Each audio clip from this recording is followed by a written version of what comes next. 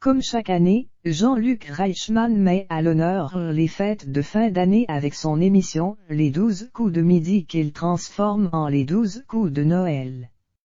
Et comme chaque année, les plus grands champions du jeu répondent présents à l'invitation. L'un d'entre eux a toutefois décidé de faire l'impasse et pas des moindres puisqu'il s'agit de Bruno, le candidat qui a explosé tous les records. Le vendredi 24 décembre prochain, Jean-Luc Reichmann présentera la nouvelle édition des 12 coups de Noël, la version des 12 coups de midi, diffusée chaque année en prime time. C'est l'occasion pour l'animateur de TF1 de réunir une poignée de champions de son programme dans la joie et la bonne humeur. Les téléspectateurs pourront notamment prendre des nouvelles d'Éric, Paul, Timothée, Émilie ou encore Xavier. En revanche, Bruno manquera à l'appel. En effet, alors qu'il est le plus grand maître de midi mais aussi le plus grand gagnant d'un jeu télévisé en France, le candidat a décliné l'invitation.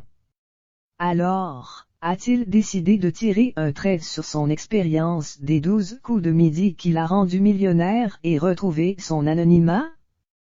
Pas du tout.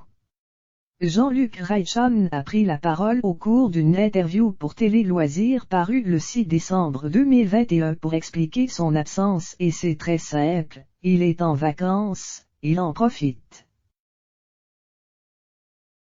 Car oui, depuis son élimination, Bruno peut profiter pleinement de ses cadeaux, de son argent et surtout de son temps libre. Et pour cause, celui qui a marqué l'histoire avait perdu son travail en plein milieu de parcours dans les 12 coups de midi après la mise en place d'un plan de licenciement au sein de sa boîte.